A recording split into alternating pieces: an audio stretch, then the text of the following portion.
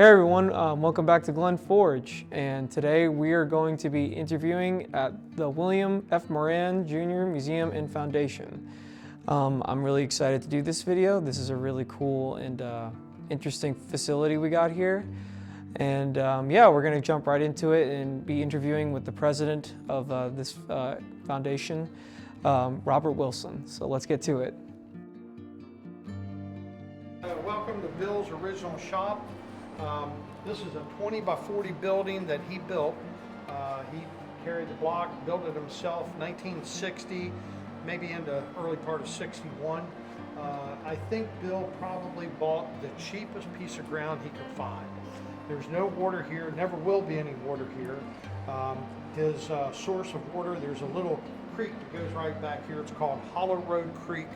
And he'd go back there and dip the water and get it.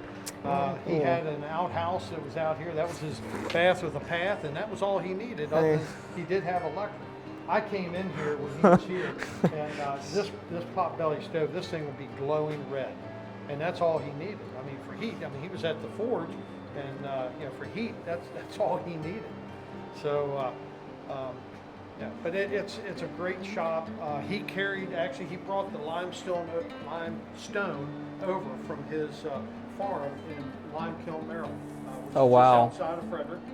Yeah, this is the animal that you see there. That's his 425-pound animal. That's actually, I think, his second animal that he had, and that's one he used at the end of his life. So when we get people that are really interested in taking their journeyman test, we allow them to come here and take their journeyman test right here in this shop. Nice. Which people are just like enthralled. You know, I can do what? You know, I can actually be at Bill's forge. I know, this is a very nice setup. I like that, especially the forge. Everything you see from that post forward is this is pretty much how Bill left the shop. I mean, we've cleaned it and rearranged a few things, but it's pretty much how he left. This is a champion, 35-pound champion power hammer. He used this almost exclusively. I mean, this is really, he used this on occasion, but this is the hammer that he really did most of his work with. I like to point out, you know, if you've ever read anything about Bill Moran, you would know that he was a big tobacco chewer and always had a pipe, smoked some cigars. I don't think he smoked cigarettes, but pretty much he had a pipe or a cigar. But he chewed tobacco constantly, just constantly. And so he always said that the magic in his knives was the tobacco juice that he spit into the fire. But along with that, you know, he would be hammering, and he would go between here and his vise and here and his vise, doing different things, and he constantly was spitting. That is Bill's DNA on the floor right there. Oh gosh. Oh gosh. And the story is told that somebody came in, decided to help Bill, and so they were cleaning the shop up, and they had a scraper. They were scraping this tobacco juice buildup out. He kicked them out of the shop and said, "You know how long it took me to build that, to get that there?" And so that never happened again. So we protect Bill's DNA, right? No, it's one way to preserve someone's legacy, I suppose. No, that's definitely interesting. He sounds like this is really great. He was a very, very humble guy. Oh, I'm sure. Yeah. You know, I came in here, and my father-in-law used to send me over here to have knives sharpened, butcher knives sharpened. I had no idea who Bill Moran was. I only knew there was this knife here, and you came over here and got your knife sharpened. And he would sharpen for $2 a piece. He would sharpen your knife. Oh wow! And he would tell you about the knife. You know, well, this is a good knife. You know, this. I heard on occasion he'd walk to the back door and throw a knife clear out into the woods and go, "Don't you dare use that knife for anything. I'll give you a knife, to replace it," because he just didn't want anybody using that knife. Yeah, that's great. You know, he would sharpen a knife, then he'd wrap it up in newspaper and hand it to you, $2 a piece. That's what he would charge. And so that's all I ever knew the guy as. I didn't know he was a world-class, world-famous bladesmith. I had no idea.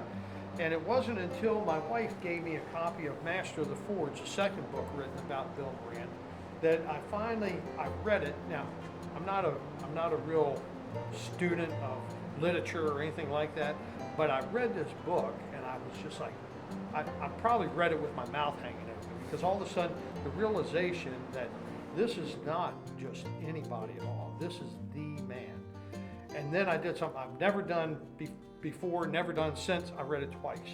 And so I had the book, I had it in my truck, and my wife, she says, you need to have him sign the book, because he was in his 70s at that point. Oh, wow, okay. And I said, no.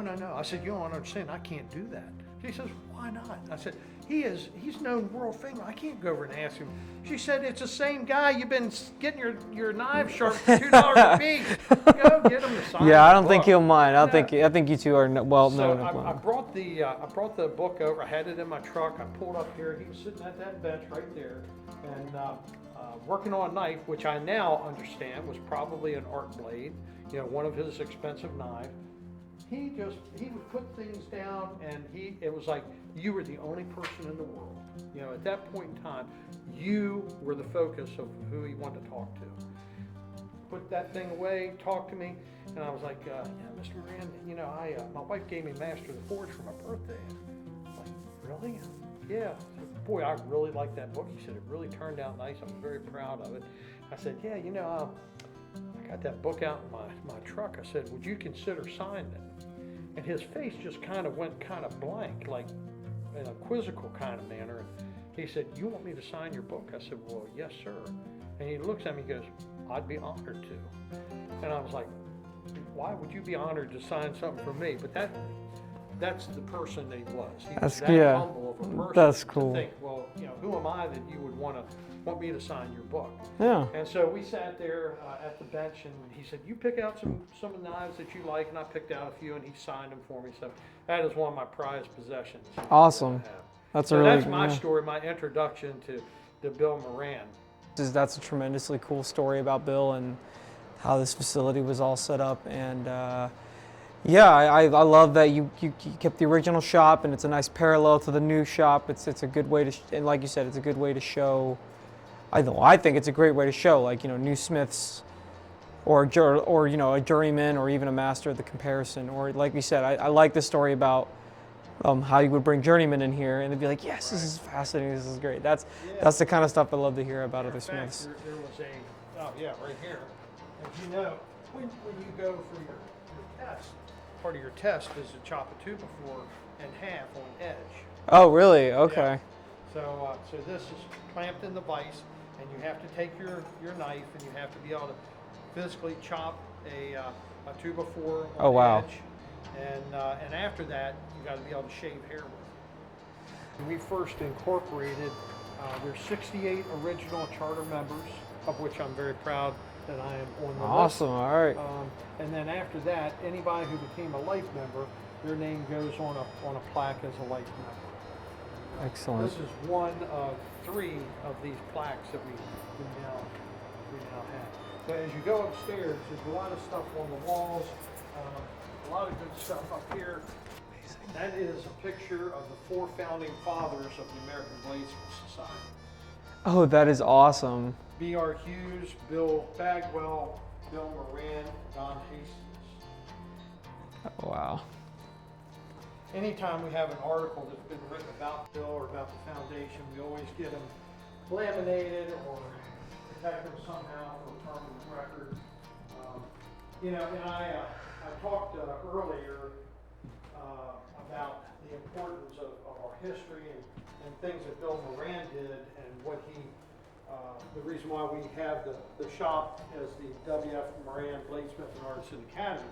And this really shows a lot of these things.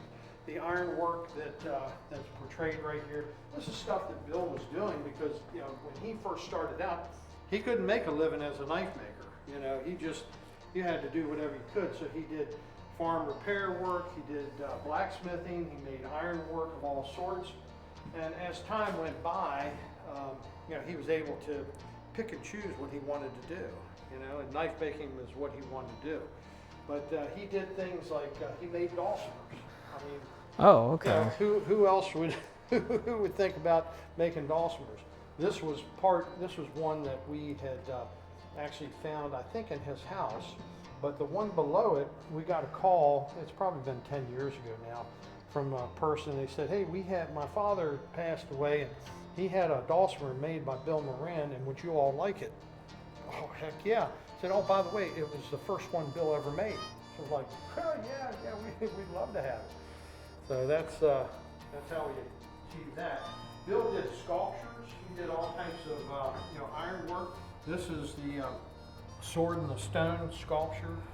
We have a boot hill sculpture. I don't know if that's here or up the other shop. But the knife actually will pull out of the stone. And that's awesome. I've got another one over here that's actually out of the case. The piece of the card holder, I'll call it for now, but that is actually a piece of meteorite. What? Real meteorite. And I don't know if you know the story, but Bill actually made a knife out of a meteorite. Sweet. He only made one. We have a picture of it down here. Awesome. I need to see that. That's great. Meteorites are notoriously very, very poor. They're very dirty. The iron ore content is dirty. And so it takes a lot to forge it out to be able to get to that point where you can actually make it into something. And I think after he made the one, he said, I ain't doing that. But he did things. He made this chest. Now he didn't make the two sculptures, but he made these little fancy chests. Very nice. This is a little brass tag with his name on it. I like how this has a little fire. It looks like fire. It's got fire It does. It's copper. I just thought that was electric for a second.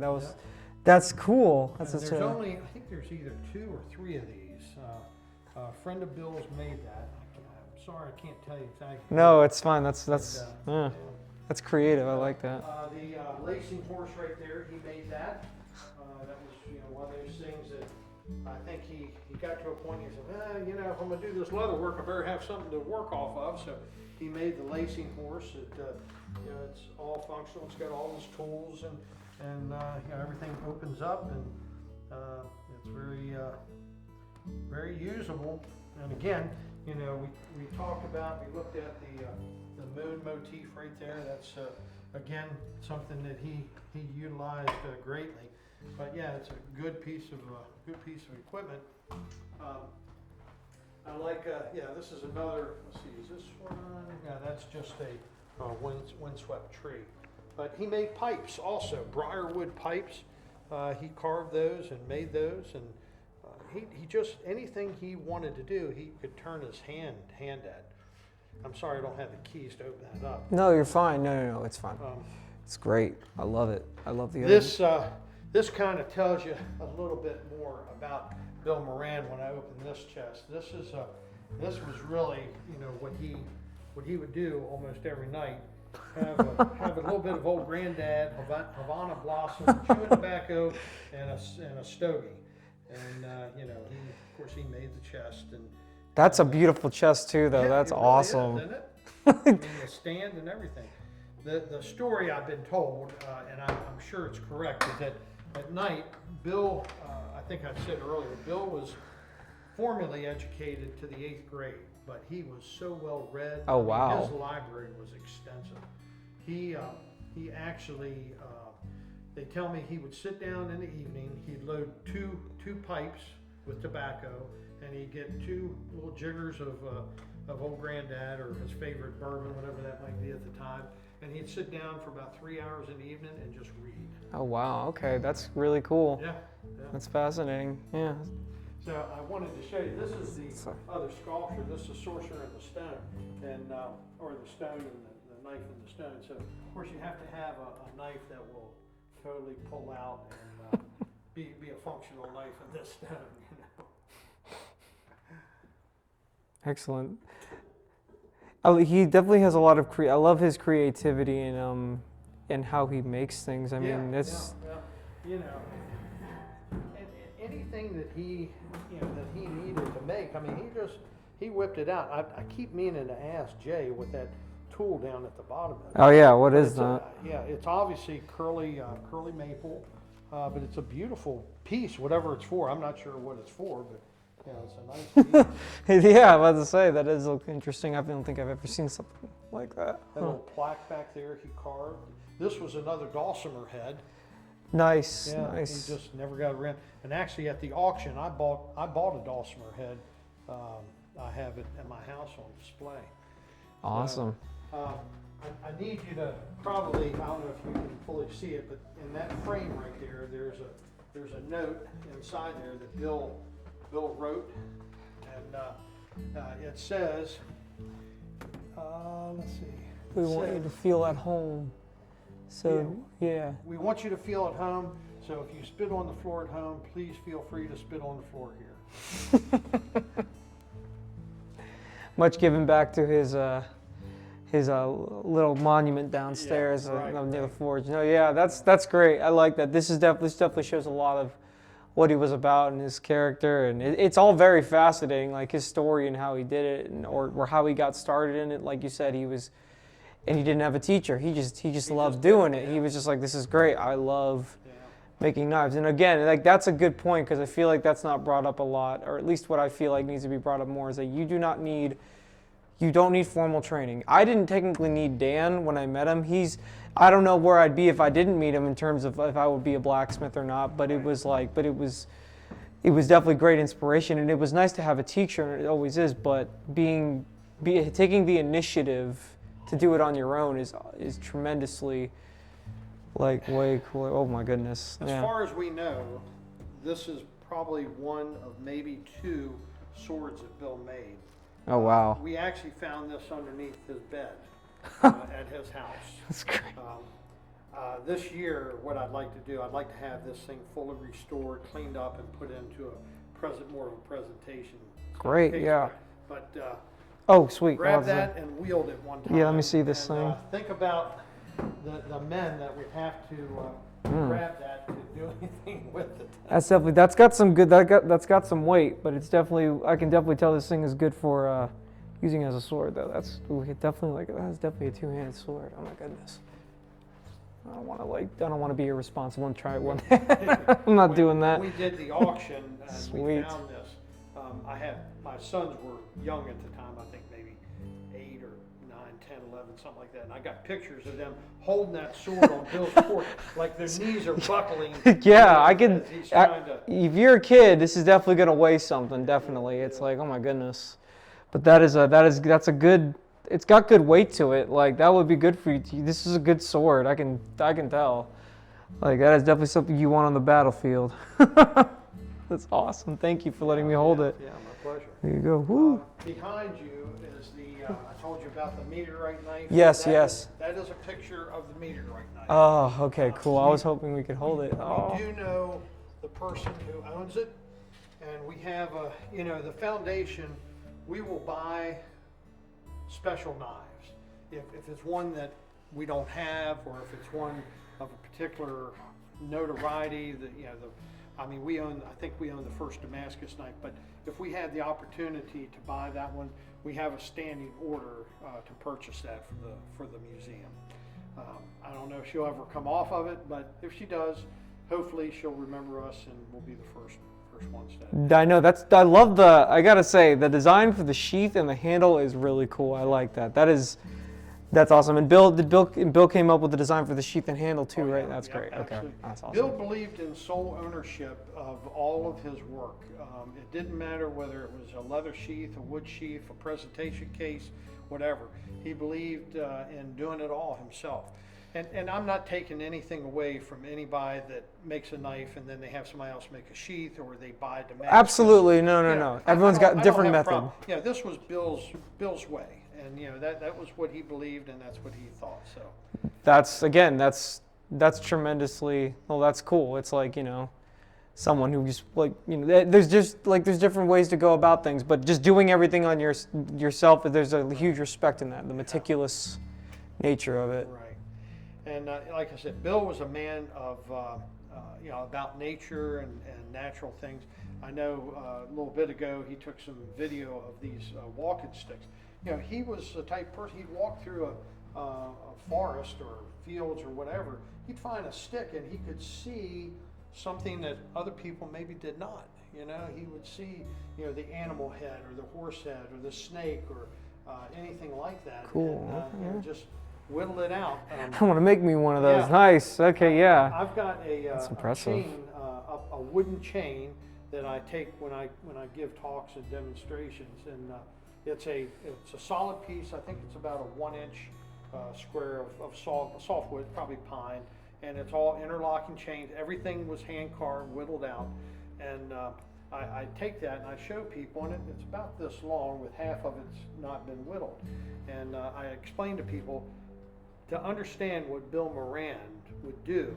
One day he was whittling away on this, and a friend of his came up and said, Bill, I said, why are you wasting time carving this chain out when you could be making a knife and making money? And Bill simply looked at him and said, that's what I wanted to do today.